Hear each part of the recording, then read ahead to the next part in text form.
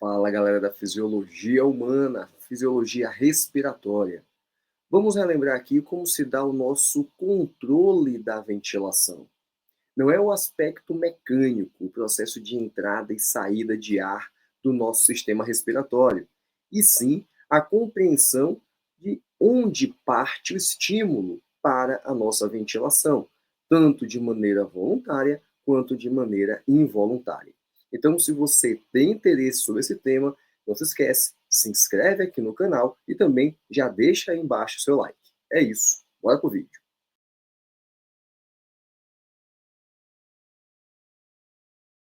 Beleza, gente. Vamos relembrar aqui o processo do controle da ventilação.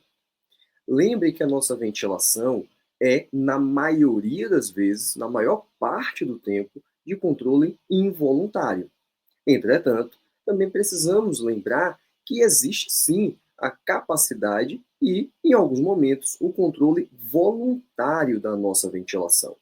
Então, se nesse momento pedir que vocês passem a inspirar mais, você consegue realizar mais inspirações. Da mesma forma, se pedir para diminuir a frequência respiratória, ventilar menos, você também consegue ventilar menos. Isso é um controle cortical. Então, isso é um controle voluntário. Entretanto, esse controle voluntário, ele é de curta duração. A maior parte do tempo não estamos pensando em respirar, a não ser agora, né? Agora que está rolando aqui esse vídeo, você lembrou que tem que respirar. Talvez se concentre no processo de inspirar, de expirar, mas daqui a alguns segundos isso sumirá. Mas você vai continuar inspirando e expirando. Por quê? Porque existe um controle involuntário. E para que esse controle involuntário aconteça, precisamos basicamente de três componentes. Os componentes do nosso controle da ventilação são os receptores, centro de controle e os efetores. Isso sim tem relação com algo que lá atrás, na fisiologia humana, estuda-se como sistema de feedback, sistema de retroalimentação, também sendo composto por esses três. E como é que funciona esse processo? Primeiro, vamos pensar e lembrar quem são os nossos receptores, os nossos sensores. São os nossos quimiorreceptores. São células especializadas no reconhecimento em relação a oxigênio, gás carbônico e o nosso pH. Esses quimiorreceptores podem ser divididos em quimiorreceptores bulbares, né, quimiorreceptores centrais, e quimiorreceptores periféricos. Os quimiorreceptores bulbares, o nome já está entregando a sua localização, e eles reconhecem basicamente variação do nível de CO2, do nosso dióxido de carbono. Já os quimiorreceptores periféricos, eles estão localizados principalmente no arco aórtico e no seio carotídeo, aorta e carótida, e reconhecem variação também do CO2, além da variação do oxigênio e a variação do pH. A partir do momento que esses gases alteram a sua concentração, os quimiorreceptores são estimulados, eles reconhecem essa variação, mandam essa mensagem para o segundo componente, que é o nosso centro de controle. O nosso centro de controle, que fica localizado na região do nosso bulbo. Uma partezinha também pode pegar ali a ponte, mas é principalmente o nosso bulbo, onde possuímos algo chamado do núcleo do trato solitário. E nesse núcleo, dois grupos, existem mais, mas vou focar aqui em dois grupos. O grupo respiratório ventral e o grupo respiratório dorsal. O grupo dorsal, ele é responsável por estimular os músculos inspiratórios. E os grupos ventrais têm relação com os músculos expiratórios, além de músculo também da nossa via aérea. Podemos citar aqui também o grupo respiratório pontino. E existem outros, como eu falei, mas vamos ficar só nesses.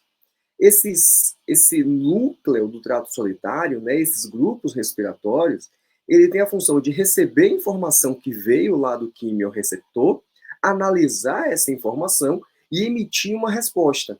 Resposta essa que seguirá para o nosso terceiro componente, que é o efetor. No caso, os nossos efetores, principalmente os nossos músculos ventilatórios, diafragma, intercostais, escalenos, reto abdominal, né, os músculos abdominais, a depender se é para aumentar a ventilação ou diminuir a ventilação. Vamos aqui a um exemplo. Imagine a situação de aumento do nível do CO2, o paciente com um grau de hipercapnia, uma hipercapnia aguda. Quando o CO2 aumenta, o quimiorreceptor reconhece esse aumento.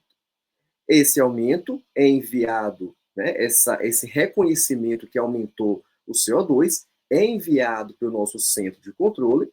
Lá ele analisa, processa aquela informação e diz: não, opa, nesse momento o CO2 não pode ficar desse jeito tão alto. Vamos diminuir o CO2. E a mensagem que manda em direção aos músculos respiratórios, no sentido de aumente a ventilação, aumente o volume minuto. Então, os nossos músculos passam a trabalhar mais para quê? Para eliminar esse CO2 que está em excesso. A partir do momento que esse CO2 se normaliza, aquele estímulo também diminui. Porém, outros gases começam a alterar e o estímulo volta a existir, mantendo algo chamado de ciclo ventilatório. O processo de inspiração e expiração é um processo cíclico, e isso está de acordo com a variação de alguns gases, principalmente CO2, oxigênio e o impacto que gera a alteração desse, principalmente do CO2, no nosso pH. Então é isso, galera. Falamos aqui de maneira bem resumida sobre o controle da ventilação. Como se dá esse processo, falando sobre os quimiorreceptores, o nosso centro de controle respiratório, fica lá no bulbo, e também os nossos efetores, que são os músculos ventilatórios.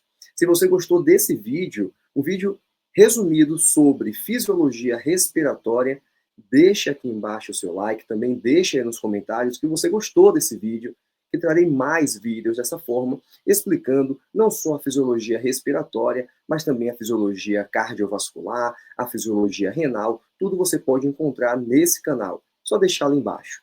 E também não se esquece, se inscreve aqui no canal e ativa o sininho para receber notificação de novos vídeos também aqui no canal. Então é isso, até o próximo vídeo.